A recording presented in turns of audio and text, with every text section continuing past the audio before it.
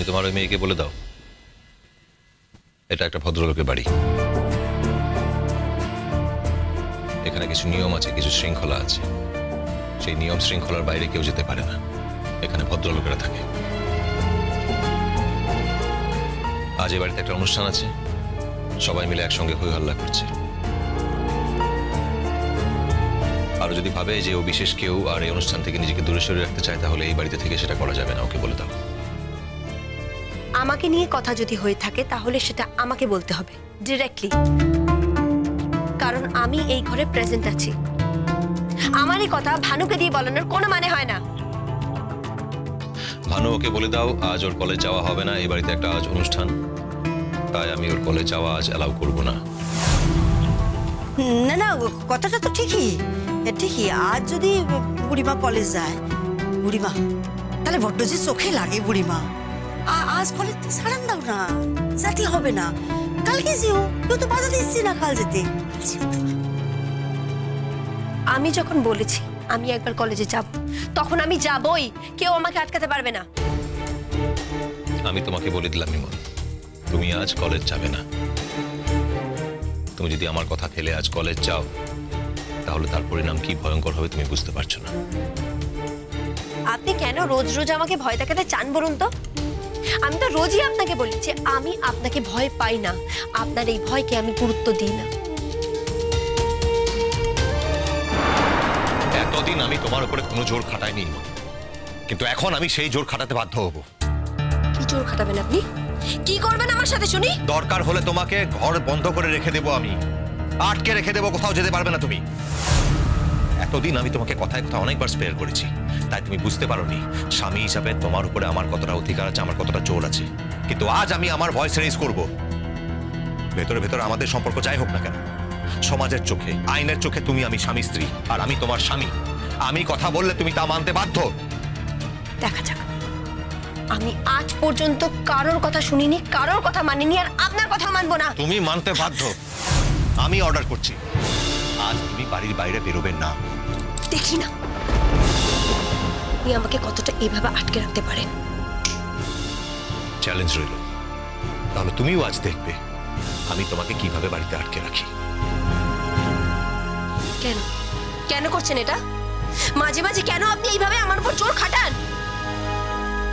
যখন সোজা কথায় কাজ হয় না, তখন বাধ্য হয়ে আঙুল দেখাতে হয়। তুই তো সোজা কথার মানুষ নও, তাহলে আমার কথা ঠিকই বুঝতে পারতে। তাই এখন আমাকে বাধ্য হয়ে আঙুল দেখাতে হচ্ছে, আমার আর কিছু করার নেই। বই কই কি জামাই, অযথা রাগারাগি করার কোনো দরকার নেই। বুড়িমা মোর খুব ভালো বেটি। বুড়িমা, ও বুড়িমা, বুড়িমা দেখো দেখি মুই কই কি, তুমি তো আমার সোনা বেটি, ভালো। ও বুড়িমা, আজ আর কলেজে যাওয়ার দরকার নাই, কালকে কলেজে যে ও কেউ তো আটকাবে না। বুড়িমা, বুড়িমা যাও এখান থেকে। বুড়িমা, যখন দুটো মানুষ কথা বলে তাদের মাঝখানে একটা তৃতীয় ব্যক্তিকে কথা বলতে নেই, এটা তুমি জানো না? দেখলে ভালো কি শিক্ষা হয়েছে তোমাদের মেয়ের, এবারে বুঝতে পেরেছো? দিন দিন ধরে তোমরা জঙ্গলি মেয়েটার কিভাবে মাথা খেয়েছো, আদর আল্লাহ দিয়ে প্রশ্রয় দিয়ে দিনের পর দিন। এবারে বুঝতে পারলে তো দোষটা কোথায়? সে আবার রূপ কথার সঙ্গে নিজেকে তুলনা করে। তুমি একটা কথা বলো তো ভানু, রূপ কথাকে নিয়ে বাড়ির কারো কোনো অসন্তুষ্টি নেই কেন? সমস্ত অভিযোগ ইমনের প্রতি কেন? কেন ইমনকে নিয়ে কেউ সুখী নয়? কারণ রূপ কথা সকলের সঙ্গে মানিয়ে নিতে পারে, যে করে হোক। একটা বছর তো মানিয়ে চলছে বাড়ি সকলের সঙ্গে, কিন্তু একে দেখো, এত কনসেশন করি, এত প্রশ্রয় দিয়েছি, তাও কোনো কৃতজ্ঞতা নেই। তাই বাধ্য হয়ে ওকে আদেশ করতে হয়। আনো, ওকে জানিয়ে দাও ওর আজ কলেজ যাওয়া হবে না। যদি জোর করে যেতে চায়, তাহলে সে যাতে যেতে না পারে সেটা আমি এশিওর করব। কিভাবে আমি বুঝবো। বললাম তো, চ্যালেঞ্জ রইল আপনার সাথে। বানু, তুমি একটু আগে বললে না যে নিচে যাবে? এই তো যাই। বুড়িমা, যাওয়ার সময় শেষবারের মতো কাজ আছে, মাথা ঠান্ডা করে ভাবো বুড়িমা, ভাবো এমন ধরা কাজ করতে নাই, তাহলে বড় হওয়া যায় না। কখনো কখনো কোনো কোনো মানুষের কথা শুনতে সব তো তুমি বুঝে যাও নাই। মানু, তুমি যাবে না যাবে না? এই তো যাই।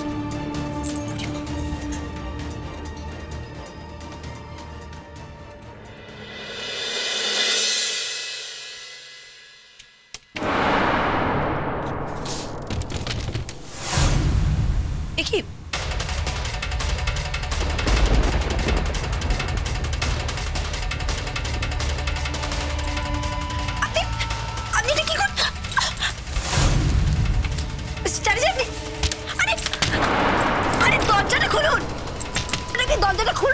না, খুলবো না।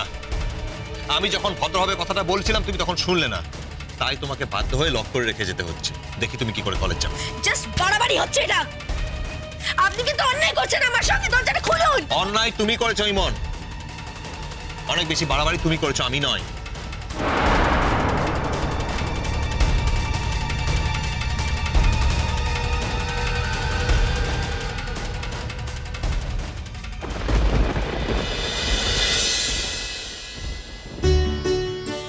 বলছি যে আজ আমি একটুখানি পার্লারে যাব, তুমি আমায় ড্রপ করে দিতে পারবে? বাড়িতে পার্লারে লোক এসে সাজাবে সেটা ঠিক দেখায় না, তাই বিয়ের আগে আমি যে পার্লারে যেতাম সেখানে বুক করেছি। তুমি আমাকে পৌঁছে দিতে পারবে তো? প্রয়োজন পড়লে নিশ্চয়ই পারবো। এভাবে বলছো কেন? আমি তো তোমার সঙ্গেই যাব বলছি। তুমি ওখানে একটুখানি 2-3 ঘন্টা ওয়েট করো, বেশিক্ষণের ব্যাপার না, তারপর আমি তোমার সঙ্গেই ব্যাক করবো। 3 ঘন্টা আমি ওখানে কি করব? ওয়েট করবে, যেরকম সব বরেরা বউদের জন্য করে, ওয়েট। আচ্ছা, রনও তো দিনের পর দিন ইমনকে ক্লাসে নিয়ে যায়, তারপর ওখানে নিশ্চয়ই কখনো কখনো অপেক্ষা করতে হয়, তারপরে আবার ক্লাস শেষ হলে ওকে নিয়ে আসে। রন কি করে? আমি রননই রূপকথা। রনর কথাটা আমি এমনি বললাম, এক্সাম্পলটা মাথার মধ্যে এলো, চোখের সামনে দেখতে পাই তাই। নয়তো অনেক বড়রাই তাদের বউদের জন্য এগুলো করে। হাজবেন্ড সম্পর্কে তোমার যে ধারণা, আমি বোধহয় তার মধ্যে পড়ি না। তুমি তো জানো আমার জীবনযাপনটা একটু অন্যরকম। কোনো মানুষ নিজেকে সুন্দর করার জন্য, আর্টিফিশিয়াল নিজেকে সুন্দর করার জন্য কোথাও যাচ্ছে, কোনো পার্লারে যাচ্ছে, সেটা ব্যক্তিগতভাবে আমার পছন্দ নয়। But it's okay. তুমি একটা আলাদা মানুষ, আমি একটা আলাদা মানুষ। যেহেতু আমি তোমার কোনো ব্যক্তিগত ব্যাপার ইন্টারফেয়ার করতে চাই না, তাই তুমি যখন আমায় তোমাকে পার্লারে পৌঁছে দেওয়ার প্রস্তাব দিয়েছিলে আমি আপত্তি করিনি।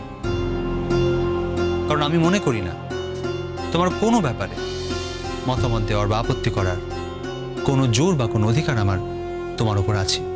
কেন নেই? সেটাই বা কেন নেই? আমি তো তোমার বউ, তুমি তো আমার বর। আমরা তো একটা স্টেবল সম্পর্কের মধ্যে দিয়ে জীবনটাকে নতুন করে শুরু করতে চলেছি, তাহলে কেন নেই বলো তো? সম্পর্কের মধ্যে ঢুকলেই যে সঙ্গে সঙ্গে সেই সম্পর্কে একে অপরের উপর জোর বা অধিকার তৈরি হয়ে যায় তা তো নয়।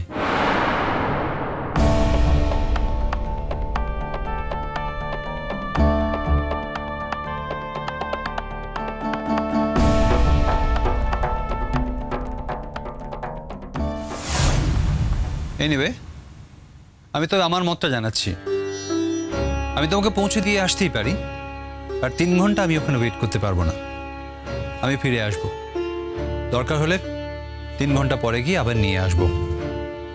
তাও হতে পারে, কিন্তু আমি এক্সপেক্ট করেছিলাম যে তুমি বলবে যে আমার জন্য 3 ঘন্টা অপেক্ষা করাটা তোমার পক্ষে কোনো ব্যাপারই না।